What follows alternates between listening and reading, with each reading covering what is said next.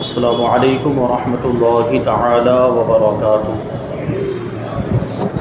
نحمده ونصلي ونسلم على رسوله الكريم اما بعد فاعوذ باللہ من الشیطان الرجیم بسم اللہ الرحمن الرحیم ان اللہ وملائکته یصلون علی النبی یا ایہا الذین آمنوا صلوا علیہ وسلموا تسلیما اللہم صل علی سیدنا ومولانا محمد معدن الجود والکرم وآلہ الکرام وابنہ الکریم وبارک وسلم صلاۃ وسلاما علیک یا رسول اللہ صلی اللہ تعالی علیہ وسلم۔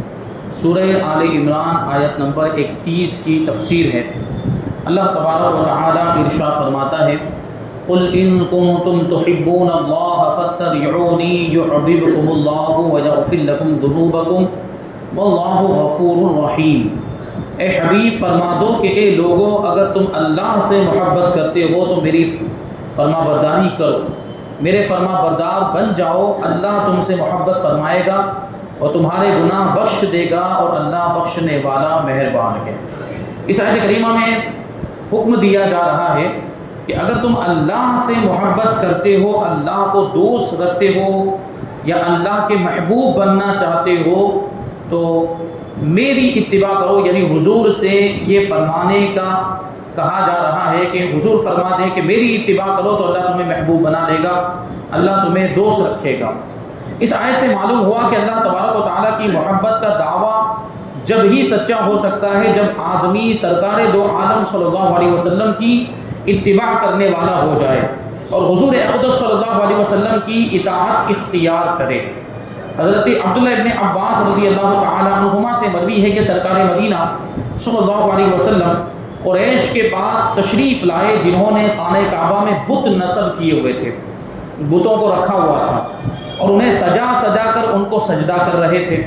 تاجدار رسالت صلی اللہ علیہ وسلم نے فرمایا کہ ایک گروہ قریش، خدا کی قسم تم اپنے آبا و اجداد یعنی حضرت ابراہیم علیہ السلام اور حضرت اسماعیل علیہ السلام کے دین سے ہٹ گئے ہو، کیونکہ حضرت ابراہیم علیہ السلام نے تو کبھی بتوں کی پوجا نہیں کی، اسی طرح حضرت اسماعیل علیہ السلام نے بھی کبھی بتوں کی پوجا نہیں کی۔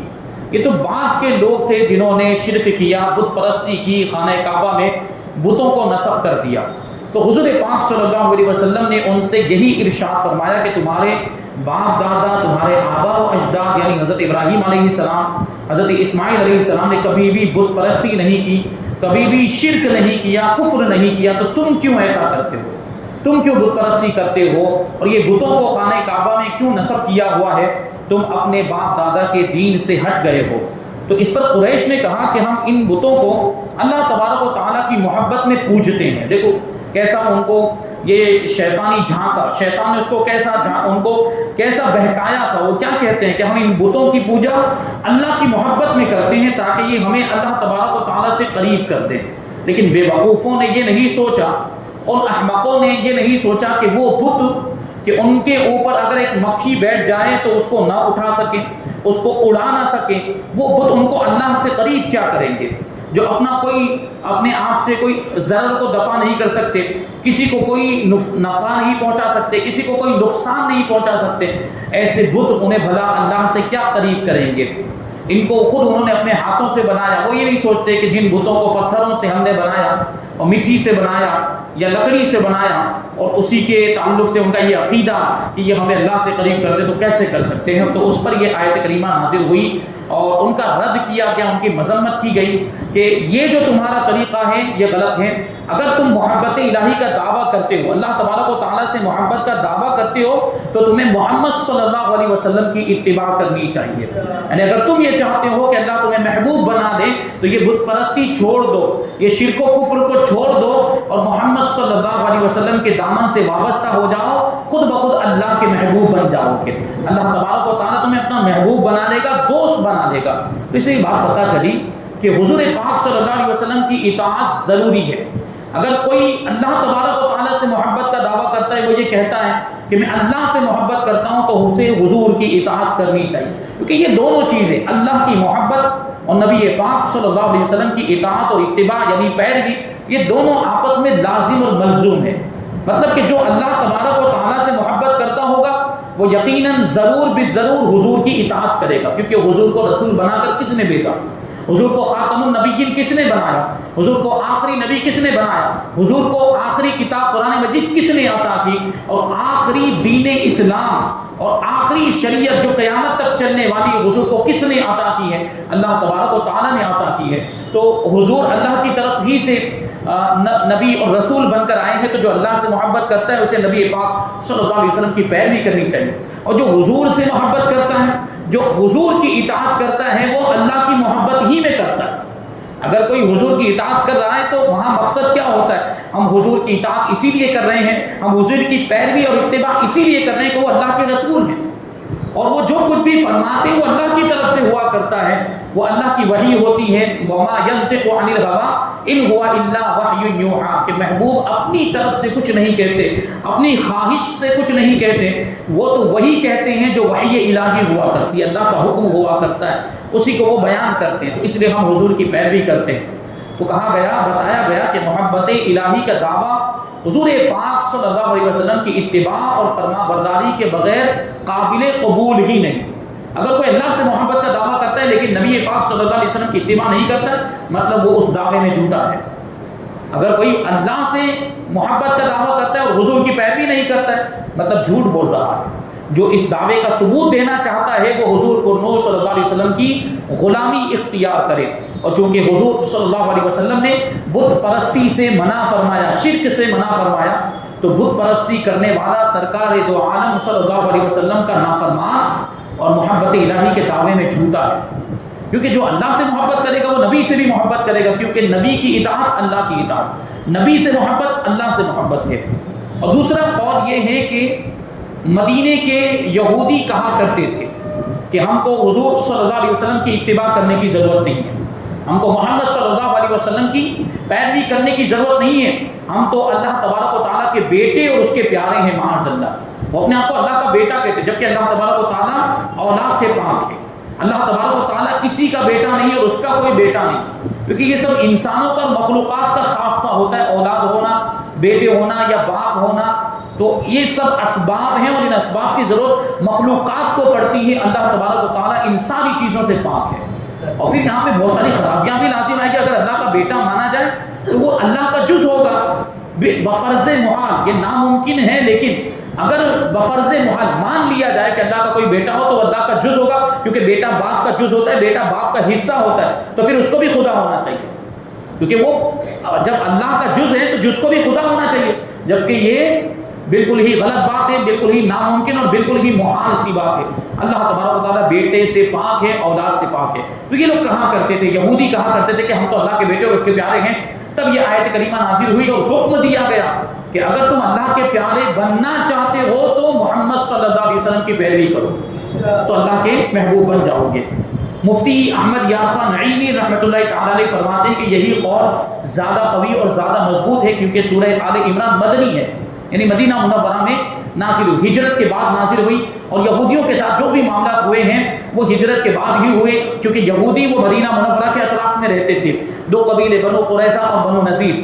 تو یہودیوں نے یہ جو بات کہی تھی نبی پاک صلی اللہ علیہ وسلم کے ہجرت کر کے مدینہ منورہ تشریف لانے کے بعد ہی کہی تھی۔ تو یہ جو دوسرا والا قول ہے شان نزول کے بارے میں، یہ اس اعتبار سے زیادہ قوی ہو جاتا ہے، مضبوط ہو جاتا ہے۔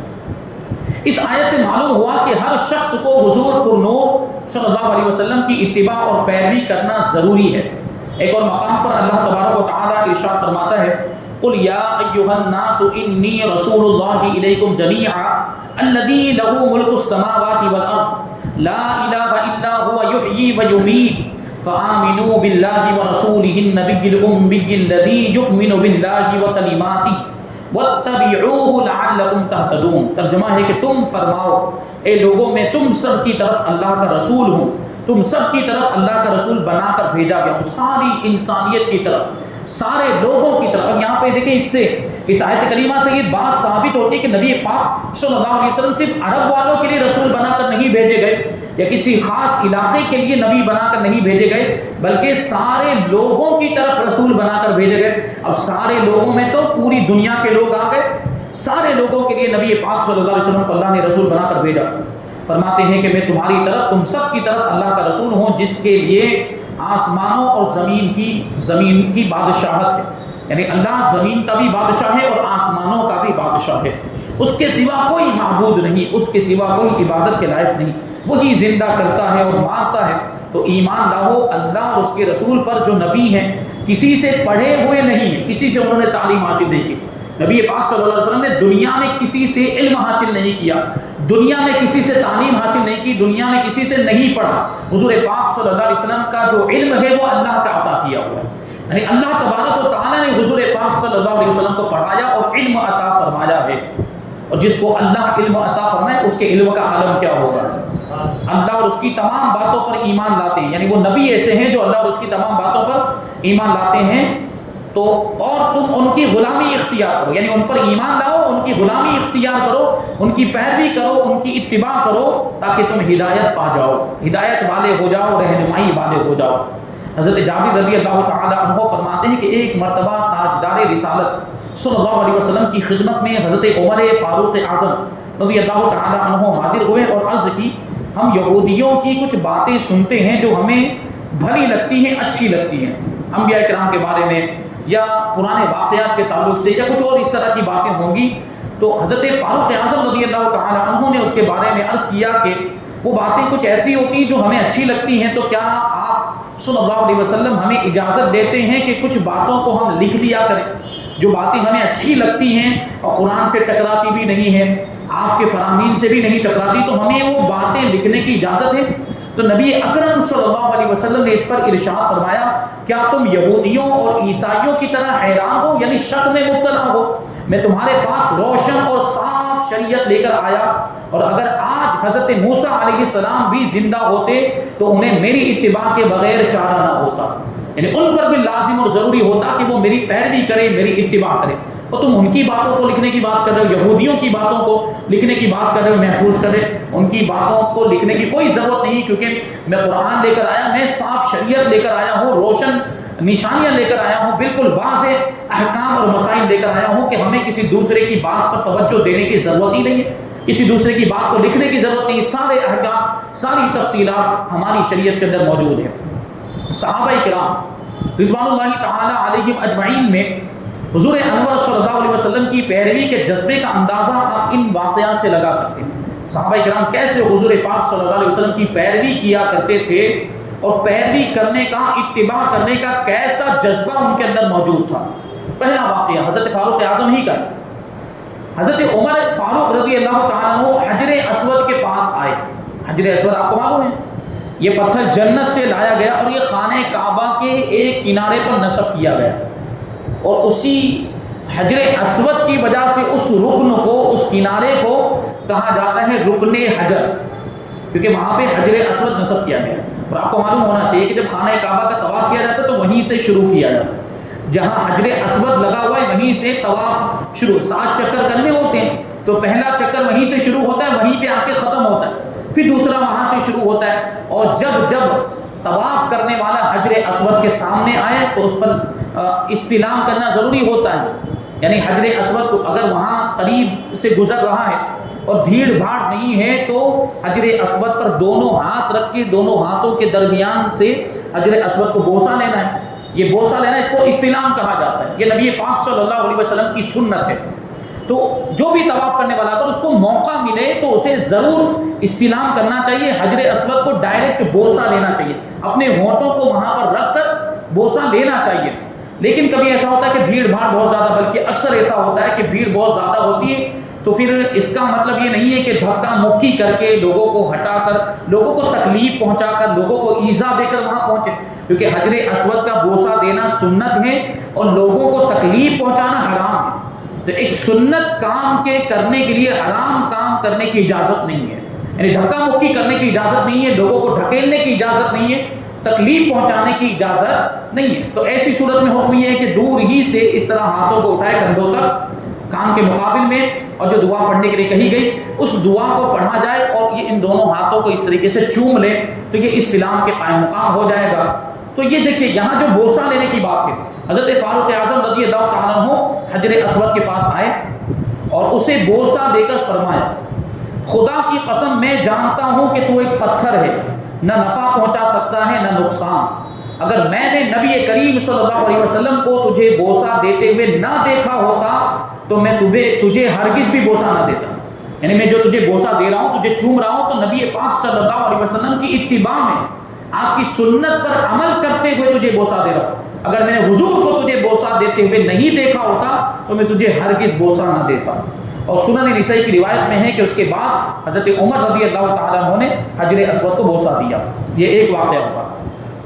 دوسرا واقعہ حضرت عثمان غنی رضی اللہ تعالیٰ عنہ کا. کہتے ہیں کہ حضرت عثمان غنی رضی اللہ تعالیٰ عنہ نے ایک بار پانی منگوایا اور وضو کیا، پھر آپ مسکرانے لگ گئے. یعنی ظاہری طور پر مسکرانے کی کوئی وجہ نظر نہیں آ رہی تھی کہ کیوں مسکرا رہے ہیں. تو ساتھیوں نے عرض کیا کہ اچھا آپ نے ساتھیوں سے فرمایا، حضرت عثمان غنی رضی اللہ تعالیٰ عنہ نے اپنے ساتھیوں سے فرمایا کہ کیا تم مجھ سے اس چیز کے بارے میں نہیں پوچھو گے جس چیز کی وجہ سے میں مسکرا رہا ہوں؟ تو انہوں نے عرض کیا کہ اے امیر المؤمنین، آپ کس چیز کی وجہ سے مسکرا رہے ہیں؟ تو حضرت عثمان رضی اللہ تعالیٰ عنہ نے ارشاد فرمایا کہ ایک بار حضور اقدس صلی اللہ علیہ وسلم نے اس جگہ کے قریب ہی وضو فرمایا تھا. یعنی یہیں پر حضور پاک صلی اللہ علیہ وسلم نے وضو فرمایا تھا اور فراغت کے بعد، یعنی وضو سے فارغ ہونے کے بعد حضور بھی مسکرائے تھے. اب دیکھیں یہ سنت پر عمل کرنے کا جذبہ. حضور پاک صلی اللہ علیہ وسلم جو اس موقع پر مسکرائے تھے تو اس کی ایک وجہ تھی،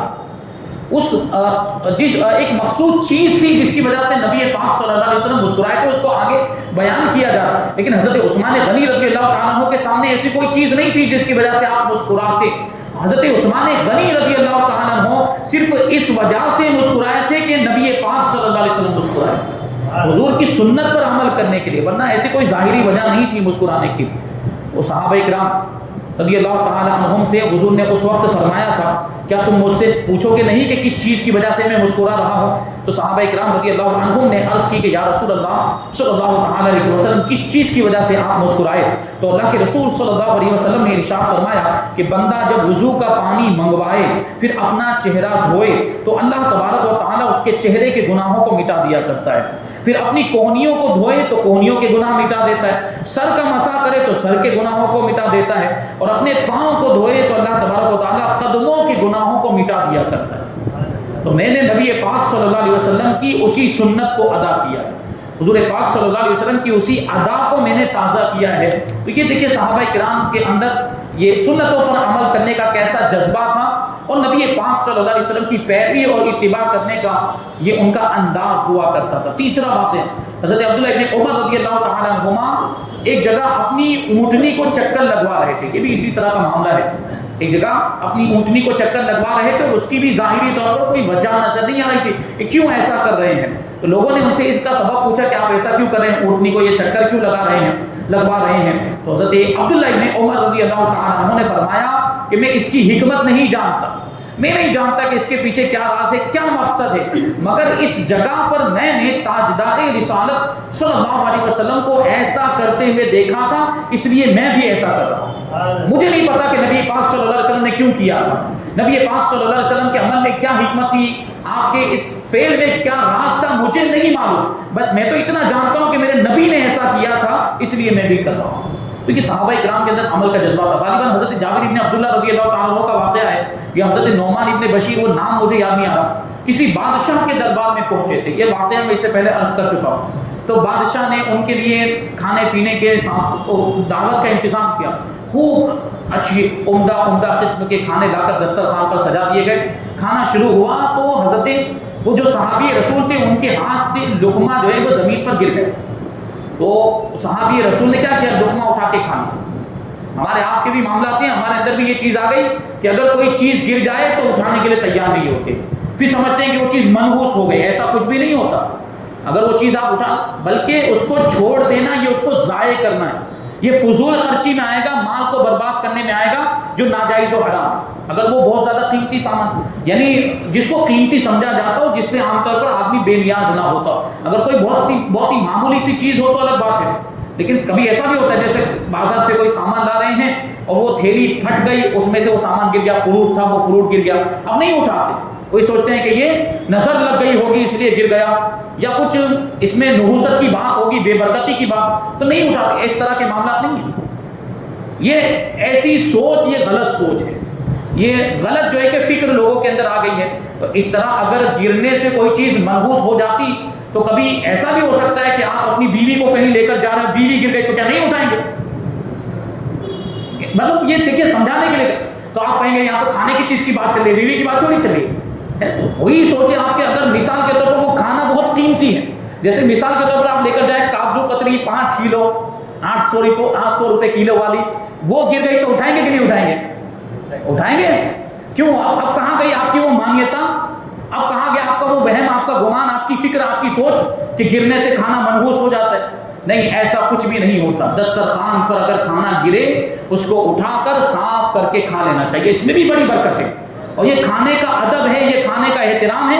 اللہ تبارک و تعالیٰ اس احترام کی برکت سے روزیوں میں برکتیں عطا فرماتے ہیں. یہ کر کے دیکھیں آپ, اگر ایک چاول کا دانہ بھی گرا ہو اس کو اٹھا کر کھا لیا جائے, چاول کا دانہ گرا ہو اس کو روٹی کا ٹکڑا گر جائے اس کو بھی اٹھا کر کھا لیا جائے, کہ یہ بھی اس کا ادب و احترام. اللہ کے رسول صلی اللہ علیہ وسلم ایک مرتبہ ام المؤمنین حضرت عائشہ صدیقہ رضی اللہ تعالی عنہا کے حجرے میں تشریف لائے تو روٹی کا ایک ٹکڑا پڑا ہوا دیکھا تو روٹی کے ٹکڑے کو اٹھا کر ارشاد فرمائے کہ فاطمہ اے عائشہ اس کا ادب کیا کرو کہ جس قوم سے یہ گئی ہے پھر واپس نہیں آئی. مطلب کیا ہوا کہ روزی چلی جاتی ہے تو پھر واپس نہیں آتی, برکت ختم ہو جاتی تو پھر واپس نہیں آتی. تو کھانے کا ادب و احترام ہونا چاہیے. تو میں یہ عرض کر رہا تھا کہ صحابی رسول نے وہ نوالا اٹھا کر کھا لیا.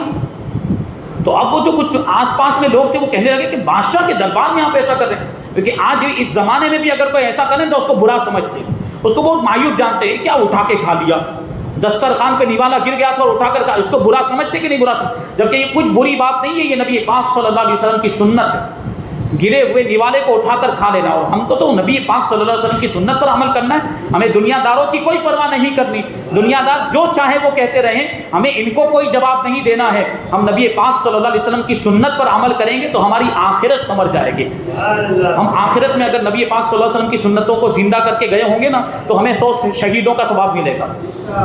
تو انہوں نے کھا لیا. تو ان سے جب یہ کہا گیا کہ آپ نے ایسا کیوں کیا, بادشاہ کو برا لگے گا, تو صحابی رسول کہتے ہیں کہ نبی پاک صلی اللہ علیہ وسلم کی سنت کے مقابلے میں مجھے کسی بادشاہ کی بھی پرواہ نہیں, میں کسی بادشاہ کی بھی پرواہ نہیں کروں گا حضور کی سنت پر عمل کرنے کے لیے. یہ میرے آقا کی سنت ہے, اس میں بادشاہ کو برا لگے تو لگے, مجھے اس کی کوئی فکر نہیں ہے. کیونکہ صحابہ کرام کا سنتوں پر عمل کرنے کا جذبہ, حضور پاک صلی اللہ علیہ وسلم کی پیروی کرنے کا جذبہ تھا. اللہ تبارک و تعالی ہمیں بھی ایسا جذبہ عطا فرمائے. الحمدللہ یہاں پر آیت نمبر 31 کی تفسیر مکمل ہوئی. انشاءاللہ تبارک و تعالی آیت نمبر 32 کی تفسیر ہم آئندہ درس میں شامل کریں گے. اللہ تبارک و تعالی کی بارگاہ میں دعا ہے کہ جو کچھ بھی بیان ہوا اس پر ہم سب کو عمل کرنے کی توفیق عطا فرمائے اور نور قرآن سے ہم سب کے دلوں کو روشن اور منور فرمائے. وما علینا الا البلاغ. الفاتحہ.